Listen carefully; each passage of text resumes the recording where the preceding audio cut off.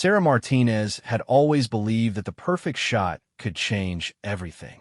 At 28, she carried her camera like others carried their hearts, carefully, protectively, and with unwavering faith in its power. The sleek black Canon 5D Mark IV wasn't just equipment to her. It was her ticket to a better life, her weapon against mediocrity, and her connection to the world she desperately wanted to document. Growing up in East LA, Sarah had learned early that opportunities didn't knock. They had to be seized with both hands. Her mother, Elena, worked 3 jobs to keep their small apartment, and her father had disappeared when Sarah was 12, leaving behind only empty promises and unpaid bills. Photography became Sarah's escape, her way of seeing beauty in places others only saw struggle. The camera had cost her everything she'd saved from 2 years of working double shifts at the local diner. Every penny from tips, every dollar from birthday money, every cent she could scrape together went toward that dream. She'd practiced for hours in abandoned lots, photographed street art on crumbling walls, and captured moments of joy in her neighborhood that mainstream media never bothered to notice. Sarah's big break came through pure persistence. Marcus Chun, a documentary filmmaker known for his award-winning films about social justice, had been looking for a local photographer to capture behind-the-scenes content for his latest project. The documentary focused on community leaders fighting against gentrification in historic neighborhoods. Sarah had sent him 12 emails over 3 months, each one including samples of her work. Finally, Marcus had replied with 4 words that changed her life. "Let's meet tomorrow morning." That meeting led to 3 months of steady work, decent pay, and most importantly, connections in the industry. Marcus introduced Sarah to producers, other filmmakers, and journalists who were impressed by her eye for authentic storytelling. She wasn't just taking pictures. She was capturing truth, revealing humanity in every frame. The assignment that would test everything she'd worked for came on a rainy Tuesday morning in March. Marcus called her at 6 a.m., his voice tight with urgency. A major corporation was planning to demolish a community center that had served the neighborhood for 40 years. The demolition was scheduled for that afternoon, but the community hadn't been properly notified. Local residents were organizing a peaceful protest, and Marcus needed Sarah to document everything. "This could be huge," Marcus had said over the phone. "If we could show how they're trying to slip this past the community, it could stop the whole project. But we need solid documentation. Video, photos, everything." Sarah packed her gear with the precision of a surgeon preparing for a critical operation. The main camera went into its padded case, along with 3 extra lenses, a wide angle for crowd shots, a telephoto for capturing faces from a distance, and a macro lens for detail work. Her backup camera, an older but reliable Nikon, went into her shoulder bag along with extra batteries, memory cards, and her portable charger. She also packed her audio equipment, a small wireless microphone system that could capture clear sound even in noisy environments, and a directional microphone for recording interviews.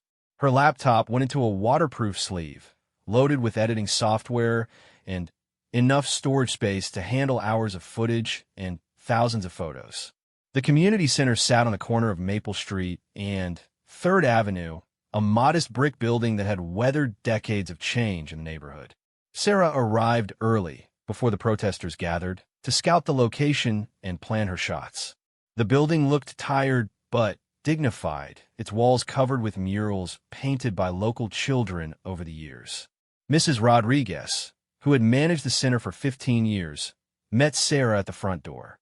She was a small woman with silver-streaked hair and hands that spoke of decades of hard work. "They think we won't fight," she told Sarah, gesturing toward the building behind her. "They think because we're not rich, because we don't have fancy lawyers, that we'll just let them tear down our heart." Sarah photographed Mrs. Rodriguez against the backdrop of the center's main room, where folding chairs were arranged in neat rows facing a small stage. This was where community meetings happened, where children learned to play instruments, where seniors gathered for lunch and conversation. The afternoon light streaming through tall windows created a perfect natural spotlight, and Sarah captured the way Mrs. Rodriguez's eyes reflected both sadness and determination. As the morning progressed, community members began to arrive. Sarah moved through the growing crowd like a dancer, her camera capturing candid moments of conversation, preparation, and quiet resolve. She photographed Mr. Thompson, an 80-year-old veteran who had taught woodworking classes at the center for 2 decades. She captured images of Maria Santos adjusting a hand-painted sign that read, "Our community, our voice." The protesters weren't angry or aggressive. They were heartbroken. Sarah's lens found the elderly woman clutching a photo of her late husband, who had served as the center's volunteer maintenance man for 30 years. She photographed the young mother explaining to her 5-year-old daughter why they were there. The child's confused expression a poignant reminder of what would be lost. By noon, nearly 200 people had gathered. Sarah had taken over 400 photos and several video interviews. The mood was peaceful but determined. People shared stories about what the community center meant to them, how it had been a safe haven during difficult times, a place where neighbors became family. That's when the first police cars arrived. Sarah watched through her telephoto lens as 3 patrol cars pulled up across the street. The officers remained in their vehicles, watching but not approaching. She photographed them discreetly, noting the timestamps on her camera. Marcus had taught her that documentation meant recording everything, even details that seemed unimportant at the moment. The corporate representatives arrived 20 minutes later in a black SUV with tinted windows. Sarah recognized the company logo, Meridian Development Group, the same firm that had been buying up properties throughout the neighborhood for the past 2 years. 3 men in expensive suits emerged from the vehicle, led by a tall man with silver hair who Sarah later learned was David Harrison, Meridian's senior acquisition specialist. Harrison approached Mrs. Rodriguez with papers in hand, his expression coldly professional.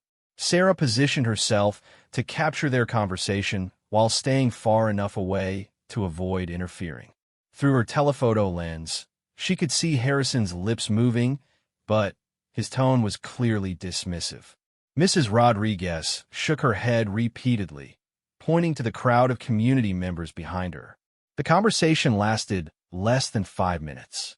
Harrison handed Mrs. Rodriguez the papers, said something that made her shoulders sag, then walked back toward the building with his colleagues.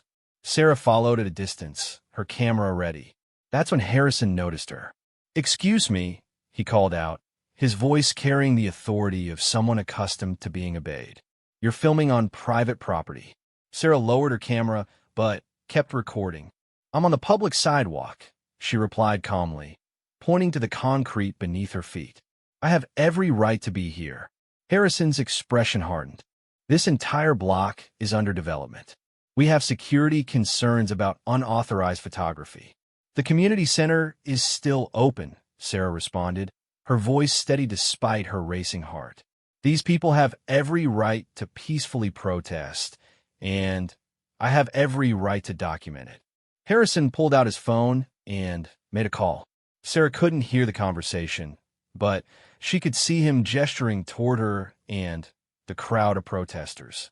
Within minutes, 2 more police cars arrived, followed by a security van with a Meridian Development logo. The situation escalated quickly.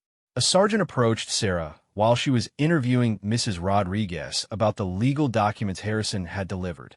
The sergeant was polite but firm. There had been a complaint about unauthorized filming, and they needed to check her credentials. "I'm a journalist," Sarah explained, reaching for her press credentials that Marcus had helped her obtain through the local media association. "I'm documenting a peaceful protest on public property." The sergeant examined her credentials carefully, then spoke into his radio. Sarah continued filming, though she felt a growing sense of unease. The crowd of protesters had noticed the police attention and had begun gathering closer, their voices rising with concern and confusion. "Ma'am, we're going to need you to stop filming," the sergeant said, returning her credentials. "We've received reports that you don't have proper permits for commercial filming in this area." Sarah's heart sank. She knew the rules. Personal documentation and news gathering didn't require permits, but the line between journalism and commercial work could be deliberately blurred by those who wanted to silence inconvenient truths. "This isn't commercial filming," she protested. "This is news documentation of a community event." "That's not for me to determine," the sergeant replied. "Until we can verify your status and permits, I need you to turn over your recording equipment." The words hit Sarah like a physical blow. Her equipment wasn't just expensive. It contained hours of irreplaceable documentation. Interviews with community members, photos of the peaceful protest, video of Harrison's dismissive treatment of Mrs. Rodriguez. Without this evidence, the community's story would go untold, and Meridian would demolish the building without public scrutiny. "You can't just confiscate my equipment," Sarah said, her voice rising despite her efforts to stay calm. "I haven't broken any laws." "Ma'am, please don't make this more difficult than it needs to be," the sergeant said. More officers had appeared, and Sarah realized she was surrounded. "Hand over the cameras and recording devices, and we can sort this out downtown." The crowd of protesters had moved closer, their voices growing louder. Sarah could see Mrs. Rodriguez watching with tears in her eyes, Mr. Thompson shaking his head in disgust, and Maria Santos holding her daughter closer. They all understood what was happening. Their voices were being silenced, their story erased before it could be told. Sarah looked down at her camera, still hanging around her neck. Everything she'd worked for, everything the community was fighting for, came down to this moment. She thought about her mother working those 3 jobs, about Marcus taking a chance on her, about all the people who had shared their stories with her that day. With shaking hands, she removed the camera strap from around her neck and handed her equipment to the sergeant. Her main camera, her backup camera, her audio equipment, her laptop, piece by piece, her professional life was placed into evidence bags and loaded into the back of a police van. "You'll get a receipt," the sergeant said, his tone suggesting this was a routine matter. "Once we verify everything is in order, you can collect your property downtown." Sarah watched the police van drive away with her equipment, her dreams, and her documentation of injustice. The protesters dispersed slowly, their hopes dimmed by what they'd witnessed. Mrs. Rodriguez approached Sarah, placing a weathered hand on her shoulder. "Mija," she said softly, "this isn't over. They think they've won, but they don't know what they're dealing with." Sarah nodded, though she couldn't imagine how anything could be salvaged from this disaster. Her equipment was gone, her story was buried, and the community center would be demolished as planned. She had failed everyone who had trusted her to tell their truth. As she walked home through the familiar streets of her neighborhood, Sarah's mind raced through possible solutions. She could call Marcus, but he was out of town covering another story. She could contact the Media Association, but their legal processes would take weeks. She could try to raise money for new equipment, but even if she succeeded, the moment would be lost. The demolition was scheduled for the next morning. By the time she could replace her gear, the community center would be nothing but rubble, and the story would be yesterday's news. Meridian Development had played their cards perfectly, using the system to silence opposition just when it mattered most. But as Sarah reached her apartment building, she remembered something Marcus had taught her during their first meeting. Sometimes the most powerful stories aren't the ones we plan to tell, but the ones that choose us when we're least prepared to tell them. She didn't know it yet, but her real story was just beginning. Sarah spent that evening pacing her small apartment, her mind churning through possibilities that seemed to lead nowhere. She'd called the police station 3 times, only to be told that her equipment was being held pending investigation and that the earliest she could retrieve it would be Monday morning, 3 days after the community center's scheduled demolition. The apartment felt smaller than usual, cramped with the weight of failure. Her mother had left early for her night shift at the hospital laundry, but not before noticing Sarah's distress. Elena Martinez had raised her daughter to be strong, but she also knew when her child was fighting a battle too big for one person to handle alone. Whatever happened today, Elena had said before leaving, Remember that your grandfather used to say that sometimes the best way to fight a giant is not to try to be bigger than them, but to be smarter. Now, sitting at her small kitchen table with a cup of cold coffee and her laptop open to a news website that hadn't mentioned the community center protest at all, Sarah tried to figure out what being smarter might look like. She called Marcus twice, but his phone went straight to voicemail. He was documenting a story about water rights disputes in Central California, probably in some remote area where cell service was spotty. Even if she reached him, what could he do from 300 miles away? The evening news carried no mention of the protest or the planned demolition. Sarah scrolled through social media, finding only a few photos posted by community members who had used their phones to capture moments from the gathering. The images were poorly lit and taken from awkward angles, lacking the professional quality that might have caught media attention. One post caught her eye. Maria Santos, the young mother with a hand-painted sign, had written, "They silenced our photographer today, but they can't silence our voices. Tomorrow we lose more than a building. We lose our heart. Please share if you care about our neighborhood." The post had been shared exactly 4 times. Sarah closed her laptop and walked to her bedroom window, looking out at the streetlights illuminating the familiar blocks of her childhood. Somewhere out there, Mrs. Rodriguez was probably lying awake, knowing that by sunset tomorrow, the place where she'd worked for 15 years would be a pile of rubble. That's when inspiration struck, not like lightning, but like sunrise, slowly, then all at once. Sarah grabbed her phone and began typing furiously. If she couldn't use professional equipment, she'd use what she had. If traditional media wouldn't cover the story, she'd create her own media. If they thought confiscating her cameras would silence her, they'd severely underestimated what a determined photographer could accomplish with nothing but a smartphone and 76 seconds of internet fame. The plan that formed in her mind was audacious, risky, and completely dependent on timing, luck, and the kindness of strangers. It was also the only chance left to save the community center. Sarah spent the next hour researching everything she could find about live streaming, viral content, and social media algorithms. She studied successful protest live streams, analyzed what made content shareable, and learned about the technical requirements for broadcasting live video to multiple platforms simultaneously. Her phone wasn't professional equipment, but it was newer than her backup camera and capable of recording in high definition.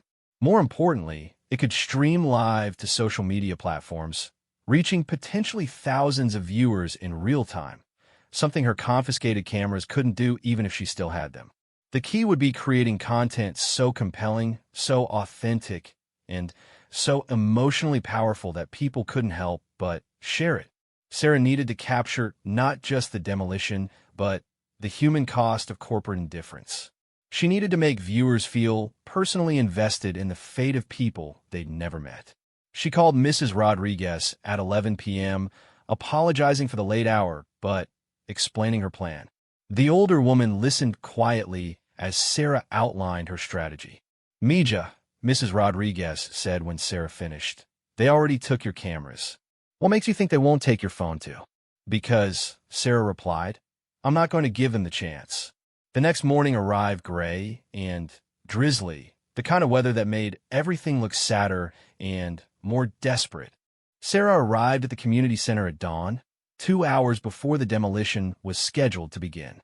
She dressed carefully, professional enough to be taken seriously, casual enough to move quickly if necessary.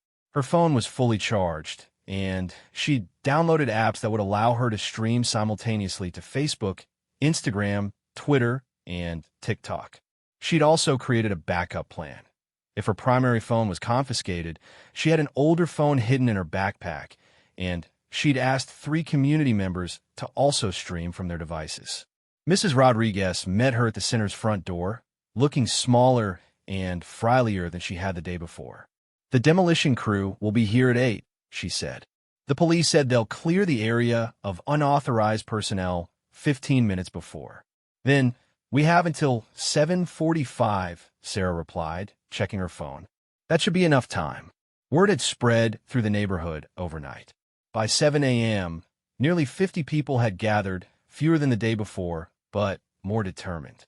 Sarah recognized many faces from yesterday's protest, but she also saw new people, community members who had heard about the confiscated equipment and wanted to show support. Sarah began her live stream at exactly 7:15 a.m. "Good morning," she said, looking directly into her phone's camera while walking toward the community center. "My name is Sarah Martinez, and I'm a photographer. Yesterday, police confiscated my professional equipment while I was documenting a peaceful protest. Today, they're going to demolish this building behind me." She turned the camera toward the community center, then back to herself. "But here's what they don't understand. This isn't just a building. This is where Mrs. Rodriguez has worked for 15 years, helping children learn to read. This is where Mr. Thompson teaches kids woodworking every Saturday. This is where the neighborhood comes together." The live viewer count started at 0, but began climbing quickly. 12 viewers, then 34, then 67. Sarah continued talking as she walked, introducing viewers to community members and telling their stories in real time. "This is Maria Santos," Sarah said, turning the camera toward the young mother. Yesterday, she held a sign that said, "Our community, our voice." "Maria, tell people why this place matters to you." Maria looked nervous speaking to the camera, but her words were heartfelt. "My daughter learned to swim in the pool here. When I was going through my divorce, the support group here probably saved my life. This isn't just a building, it's where our community lives." The viewer count continued climbing. 134, 201, 298. Comments began appearing faster than Sarah could read them, but she caught fragments. "This is heartbreaking. Share this everywhere. Where is this happening?" At 7:30, the demolition trucks arrived. Sarah had expected construction equipment, but the scale of the machinery surprised her.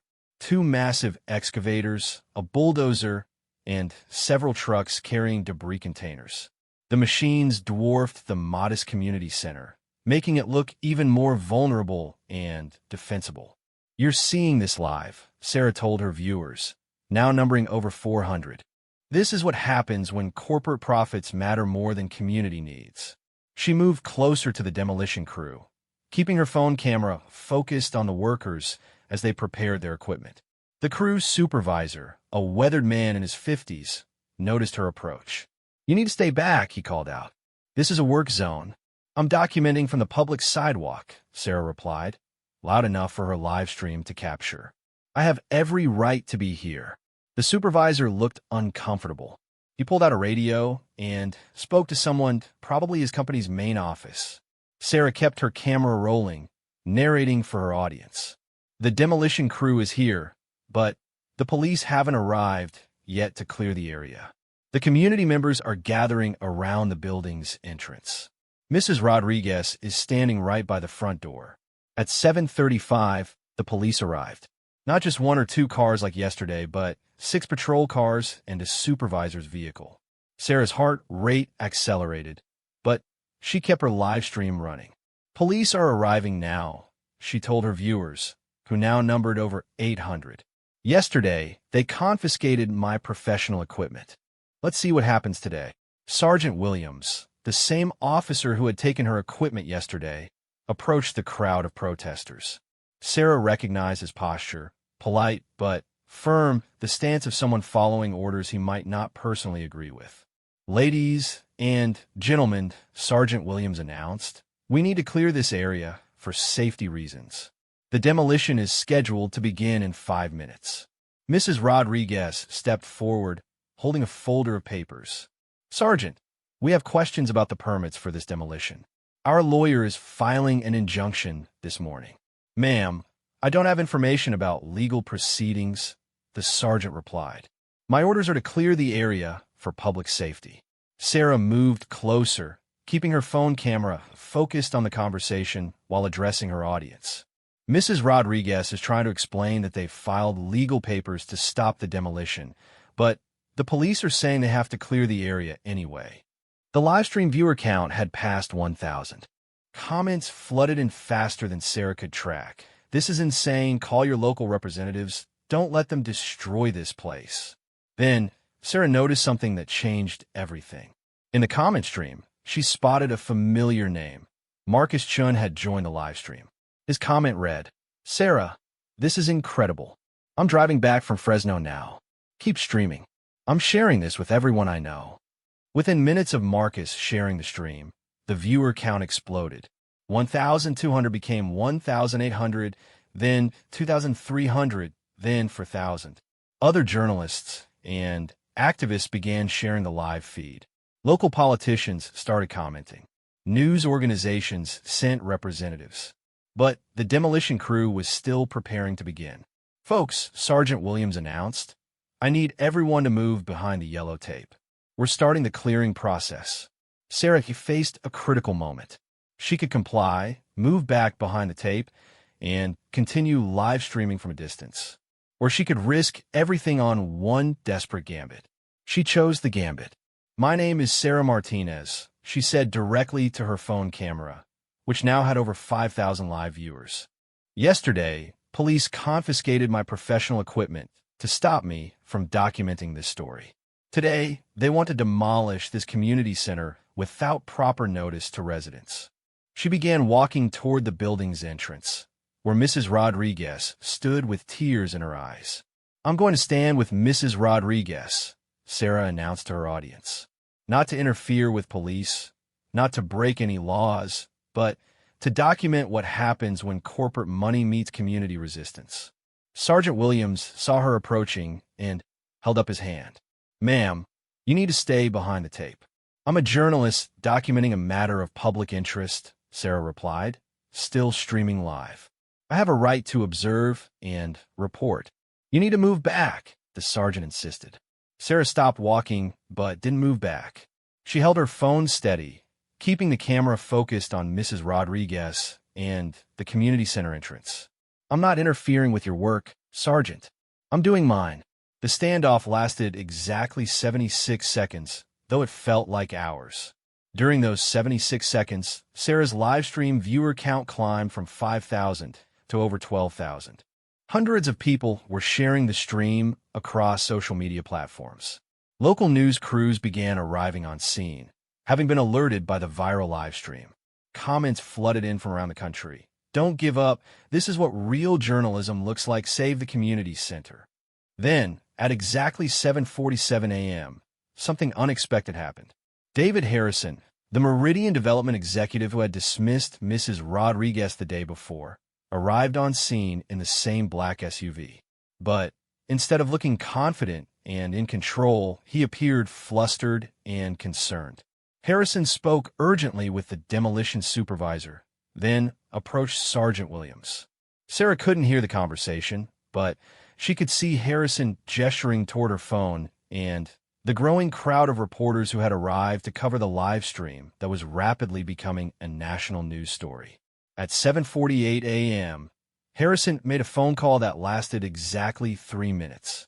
At 7:51 a.m., the demolition supervisor began shutting down his equipment. At 7:52 a.m., Sergeant Williams approached Sarah with news that would change everything. "Ma'am, the demolition has been postponed pending further review." The crowd of community members erupted in cheers. Mrs. Rodriguez hugged anyone within reach. Sarah's live stream viewers, now numbering over 15,000, filled the comment stream with celebration. But Sarah knew this was only the beginning. The real victory would come in what happened next, in the days and weeks that followed, when the spotlight of public attention had moved on to other stories.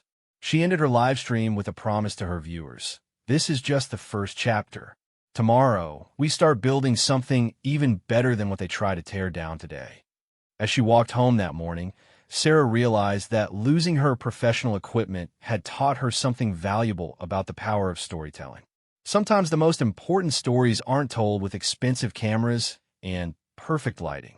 Sometimes they're told with whatever tools you have available and the determination to use them when it matters most.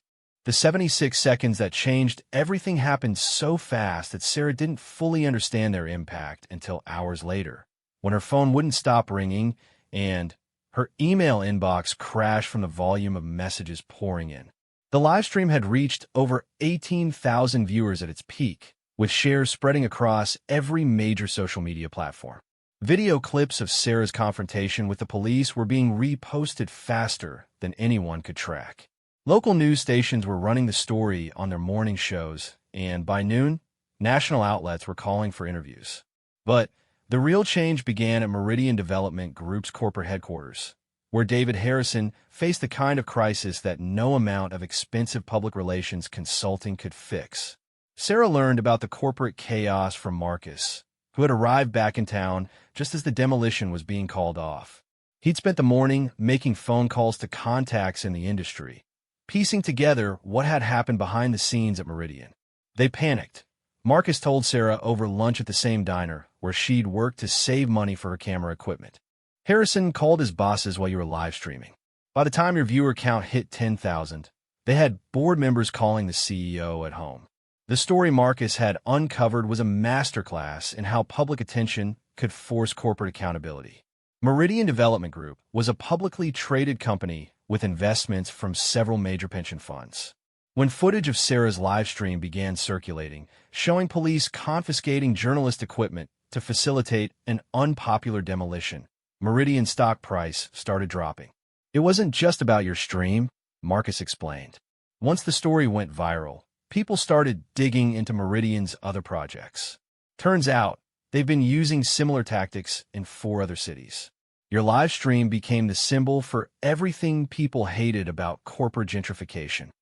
Within 48 hours of the postponed demolition, Meridian's board of directors had called an emergency meeting.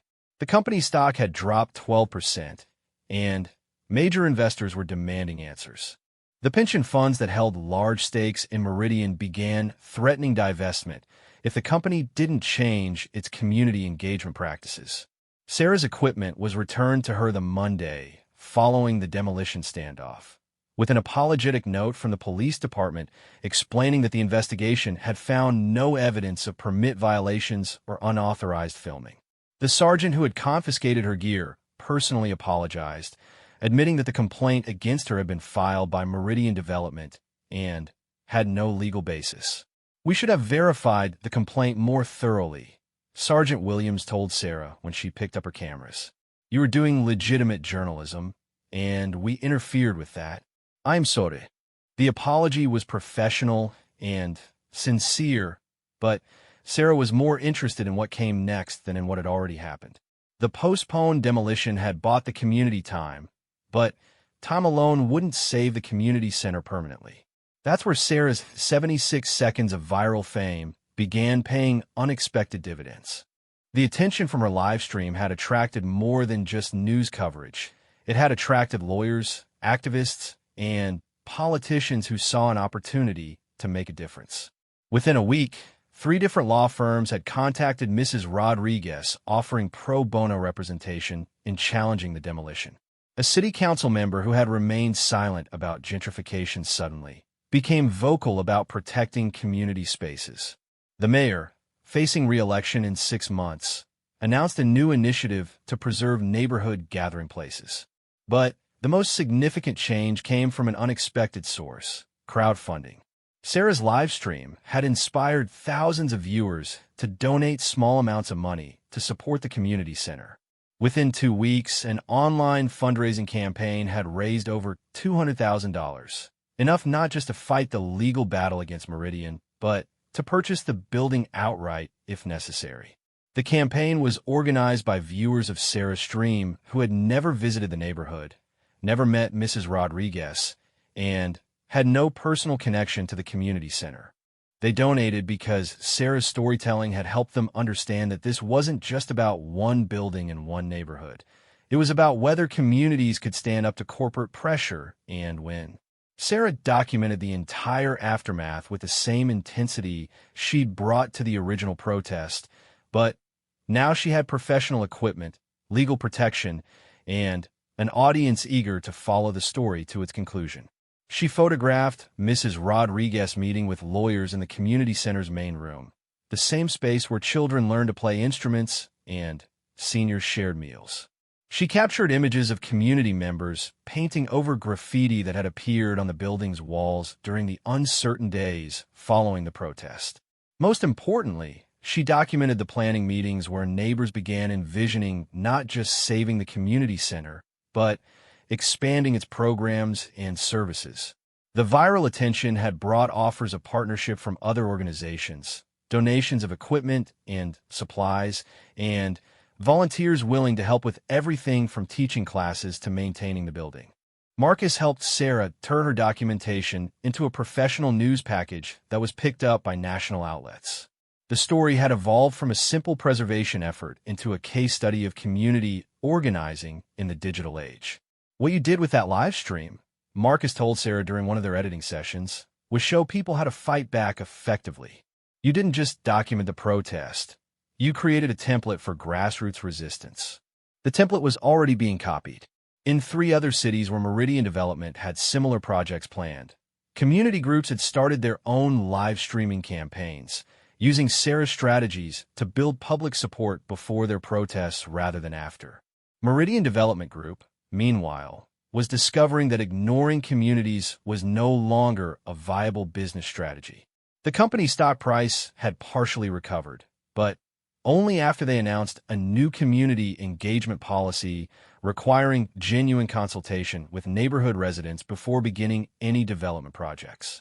6 months after the 76-second confrontation that saved the community center, Sarah received a call that would define the next chapter of her career. The call came from Jessica Warren, a producer at a major television network who had been following Sarah's work since the live stream went viral. "We want to offer you a position as a field correspondent," Jessica explained. The job would involve covering stories like the community center protest, situations where communities are fighting for their rights against powerful interests. The position came with a salary 3 times what Sarah had been making as a freelancer, full benefits, and, most importantly, the resources and platform to tell stories that might otherwise go untold. It was everything she dreamed of when she'd saved money for her first professional camera. But Sarah had learned something important during those 76 seconds that changed her understanding of what journalism could accomplish. "I'm interested," she told Jessica, "but I have conditions." The conditions Sarah negotiated were unprecedented for a television correspondent position. She insisted on maintaining creative control over her stories, with the right to choose which communities to feature and how to present their challenges.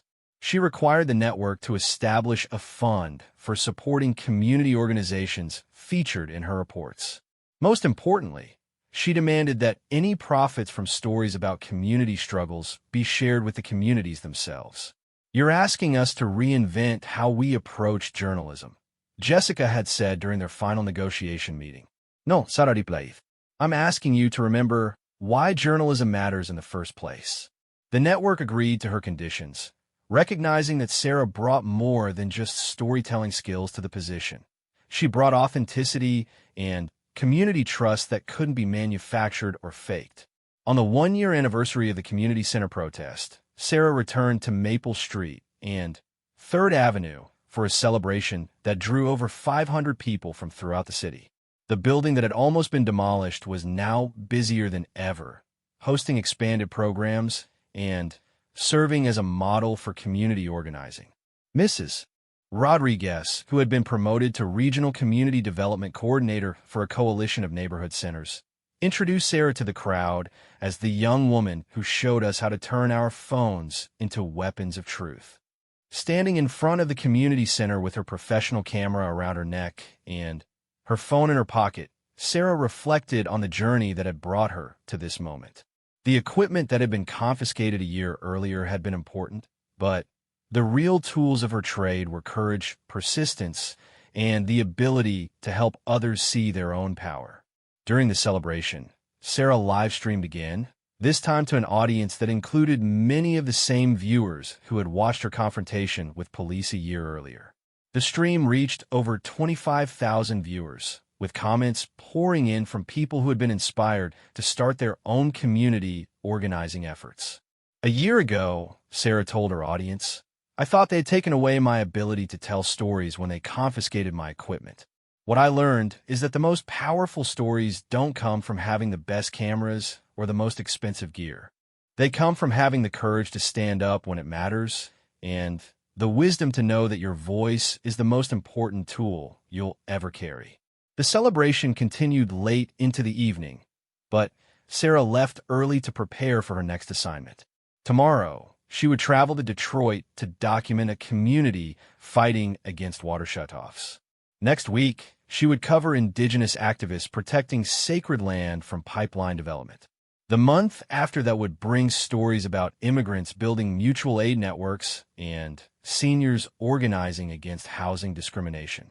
Each story would be told with professional equipment and proper journalistic resources, but Sarah knew that if she ever found herself in another situation where her gear was confiscated, she could still do her job with nothing but a phone and 76 seconds of determination. The community center protest had taught her that the most important battles aren't always won by those with the most resources, but by those with the most creative approaches to using whatever tools they have available. As Sarah walked through the familiar streets of her childhood neighborhood, now heading toward a career that would take her across the country and around the world, she carried with her the lesson that had emerged from those 76 seconds. Sometimes losing everything is exactly what you need to discover what you're truly capable of achieving.